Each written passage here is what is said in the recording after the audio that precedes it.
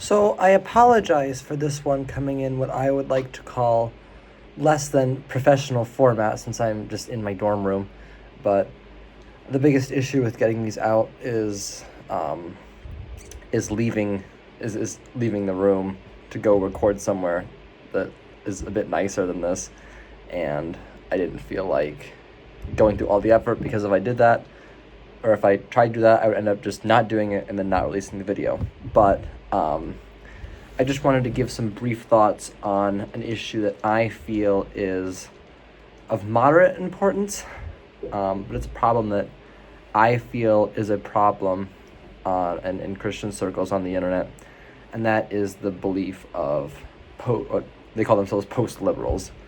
And I see it's appealing. I know that a lot of people look at the problems of the modern world and say, the Enlightenment caused this, or the American Revolution caused this, or some people, like the Catholics, even go back and say, Luther caused this, and well, this being the state and the prevalence of theological liberalism in the church. That needs to go. But theological liberalism is not always coexistent with political liberalism. They're not, you can get rid of one, not the other. And I think that's a big flaw in a lot of people, is that they say, well, the Enlightenment and the American Revolution, whatever, indefinitely predisposed the world to liberalism, and once that happened, it was just hopeless, and there was no correcting it, and that we all just became weirdos who have pride masses or whatever. But I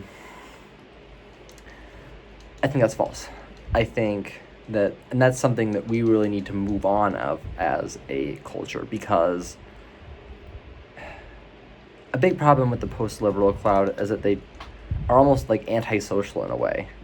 They reject pretty much all mainstream political discourse in a way that makes them look fringe and weird.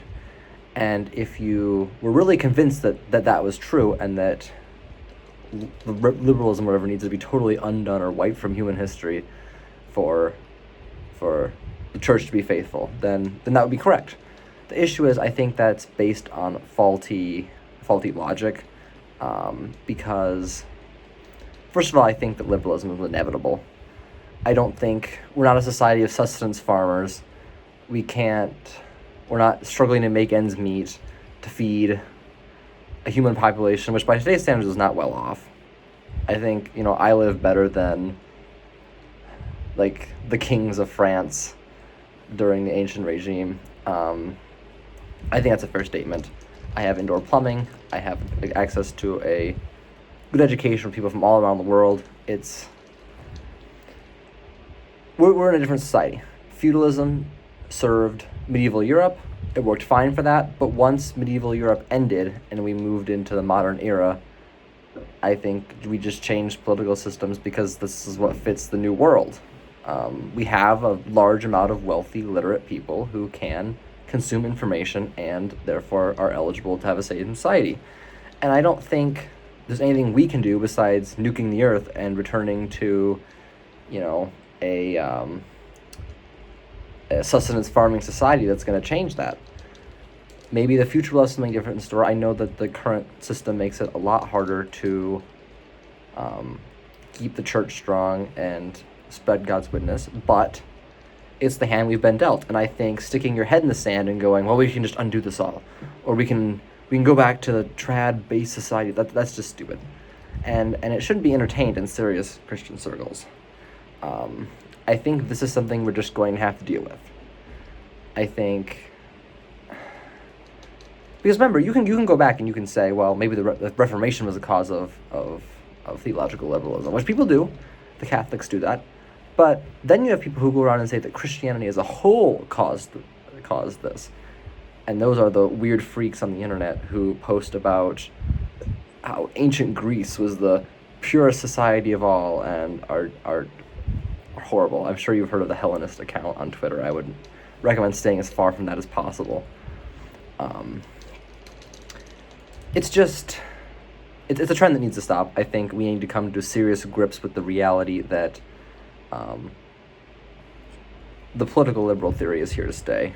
And if you're doing that, I would say you're kind of a retreatist in a way, because you're basically saying, I refuse to engage with 99% of the population on a not that important issue.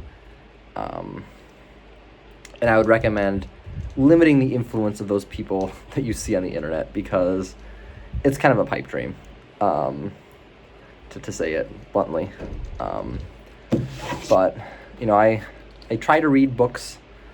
Right now I'm learning up on the Glorious Revolution in England, and I think that and this kind of LARPy when I say it, but the real way that we should manage politics is what I call the Napoleon way. And I know everyone loves Napoleon, but the thing that I find the most interesting is that he created a society where he let some things slide. And I think the non-essentials are important, or not important. I don't think they're not important, but you need to focus on what you can, and I think Napoleon did an excellent job of that. I know, he's the reason that the anti-clericalism of France stopped, and I think that approach is really what we need to strive for in the modern era, where we say we don't need to return to the past glorious days in their totality, but we need to focus on what's important. And what's important is maintaining a good image for the church and society and protecting it the ways we actually can, instead of trying to upend the entire demographics of the modern world to fit what you think is an ideal society, which is just laughable. I don't think we should take that seriously. And it's just penetrated so many parts of the world. They try to reject everything since 1789 or 1776 or 1517. It's just, or 1519. It's something we shouldn't do. And I think that it's kind of weird and LARPy to call it Napoleonist, but it's the best thing I can think of to describe it. So, yeah, we're never moving on, or we're never going back to the way things used to be, and you can complain about that, and you can feel sad about it all you want, and I think there are some elements that we really would benefit from having in the modern day, but it's just unserious to look back at the past and say this is going to happen. So that's pretty much all I have to say. I'm hoping to release more actual content focused on Methodism and all that, but lately I've been seeing it and reading this book on the Glorious Revolution, which I think is the best example probably of a Christian version of liberalism, which existed in England at the time. Maybe I'll finish the book and my opinion will be changed, but I really think that compromise is a horrible word, but I don't think we should be doing this go back and saying the whole world needs to be changed so that Christianity can survive. That's not going to happen, and I have full faith and confidence that Christianity can survive in the liberal world, and I think that's a fact we're going to have to deal with. So I will see you all hopefully in the future when I start making more Methodism specific videos, but we will see if that happens soon.